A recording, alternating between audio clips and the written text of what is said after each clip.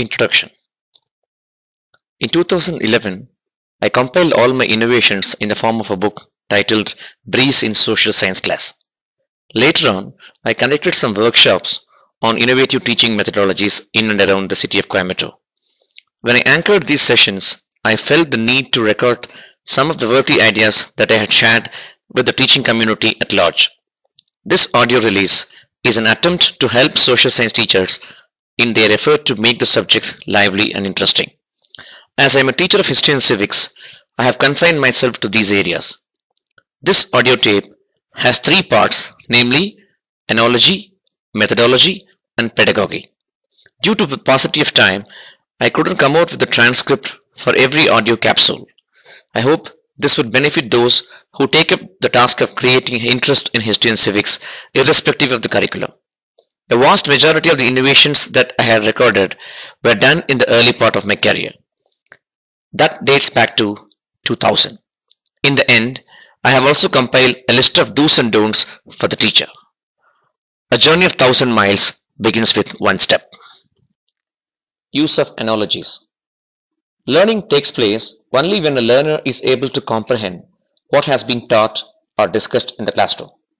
A teacher of social science should use a good number of analogies and anecdotes in the classroom. This makes the learning a joyous experience. Difficult concepts such as veto power and no confidence motion can be explained with the help of simple examples. We should always make sure that the example we use in the classroom is from a layman's point of view. Here are a few examples. Before we design a garden, it's better to visit other gardens. In the same way, the members of the drafting committee visited various countries of the world to study and analyze various constitutions before drafting a new constitution for the country. After conquering the whole of India, the British government announced that they wouldn't annex further places in India. This was done after the revolt of 1857. This can be compared to a person who says that he wouldn't have his dinner after having a sumptuous feast. Many students do not know the difference between the immediate cause and other causes. To make them understand, this example can be used in the classroom. A wooden shaft is resting on 5 pillars. Pillar number 1 falls, 2 falls, 3 falls, and 4 falls. But at the same time, the middle pillar is intact. If the middle pillar falls, the entire structure would collapse. Falling of the middle pillar is the immediate cause. People are united by a common cause.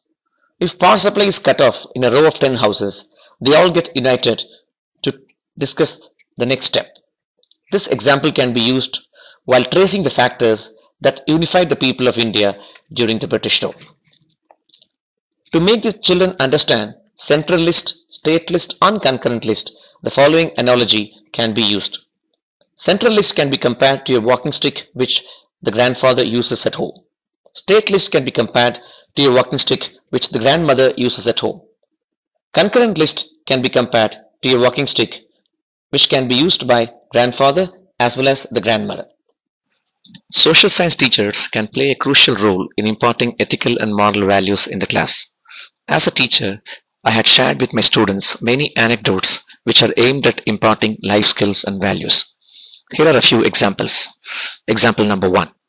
I had shared with my students that during the Great Fire of London in 1666, Charles II, the then King of England, joined with the firefighters to put out the fire. Through this example, I wanted to drive home the point that it was a duty of a ruler to be by the side of the people in times of crisis. Example number 2. From 1933 to 1939, the Nazis committed so many acts of atrocities in Germany. England, France, USA, and Russia could have questioned Hitler. They chose not to do it due to the policy of non-intervention. Finally, in 1939, Britain and France declared war on Germany. I described this as an act of putting band-aid to a patient who has chronic levels of cancer. Example number 3. During the French Revolution, the Jacobins guillotined many innocent people. Nobody came forward to save their lives. When I was teaching this topic, I wanted to draw a parallel comparison. Keeping this in mind, I quoted an incident in Mahabharata. When Draupadi was disrobed in the palace, great people such as Kripacharya, Bhishmacharya, and Karna were there in the palace. Yet, they didn't do anything to stop this disgrace. By citing this example, I wanted to drive home the point that the silence of good people can do more harm. Example number 4. In 1919, as per the Treaty of Versailles, Germany was asked to hand over a coal mine which it had captured from France. Yet, Germany handed over the coal mine with a great deal of hesitation. To make the learners understand this, I used an analogy. Here is the analogy.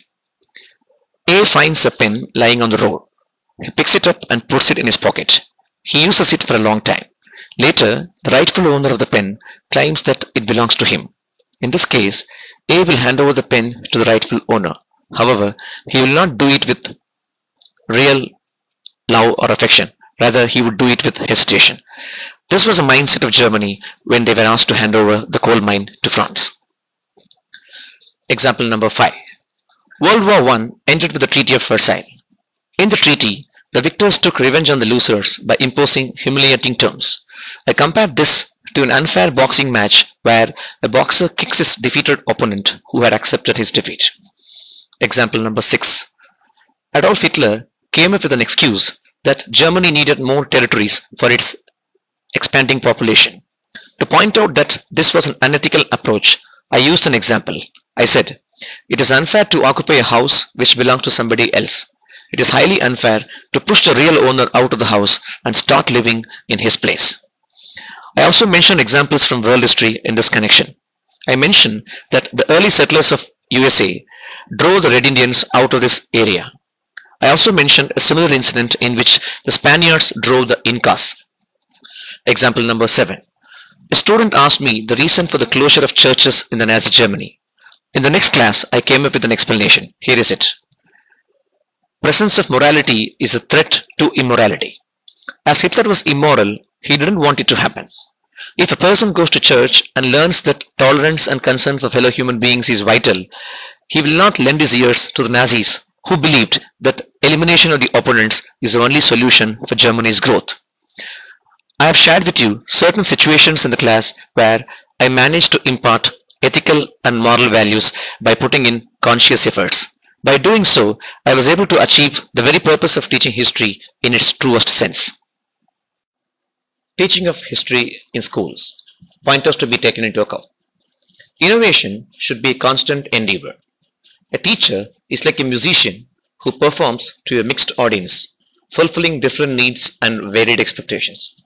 The audience is receptive so long as the performer maintains the momentum. Once a teacher turns complacent, he or she becomes a non-performing asset, no matter how old he or she is and the years of track record which he or she has. Here are a few pointers to be taken into account while teaching social sciences at school. The first and foremost aspect is undercurrent of an event. While teaching Partition of Bengal, a teacher needs to keep in mind the entire event in its totality, but at the same time, a teacher should not fail to mention the undercurrent of the event. The second is reasoning. History is one of the subjects through which the reasoning skill of a child can be strengthened. Here are some examples. Why did the British change the law of inheritance and what effect did it produce? This question can be asked by a teacher when the teacher teaches the revolt of 1857. Similarly, in civics, while teaching the concept of interdependence, students can be asked to think of situations where they had come across or they had felt the concept of interdependence. Chain of events. Appointment of Simon Commission, visit of Simon Commission, the Chennai session of 1927, anti-Simon protest, death of Lala Lajpat Rai, Bhagat Singh's decision to avenge the death of his mentor, and finally hanging of Bhagat Singh. All these events are interrelated. Hence, a teacher needs to spend some time and make children understand that one event can have its repercussions on the other. Making the learners aware of the characteristics or trends of an age is also important. For instance, during the rule of the later Mughals, due to the bloody wars of succession, there was no peace in India. Overshadowing effect. Does a major event outlive or outshine a minor event in history? This is a question which needs to be addressed. For instance, till the Jallianwala Bagh tragedy took place, the partition of Bengal was widely discussed.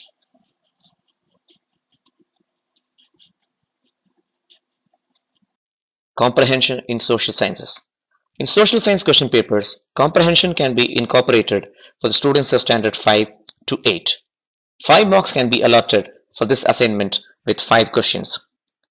But we need to make sure that out of 5 questions, at least 1 question should be aimed at bringing out the analytical ability of the child.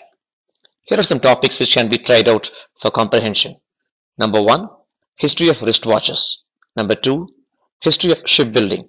Number 3, Sabarmati Ashram. Number 4, Greek mythology. Number 5, the Alps mountains. Number 6, history of Cadbury chocolate. Number 7, Prince of Wales Museum. Number 8, Oasis. Number 9, Reserve Bank of India. Number 10, mummification in ancient Egypt. Number 11, North Pole. And number 12, coffee plantations in Brazil.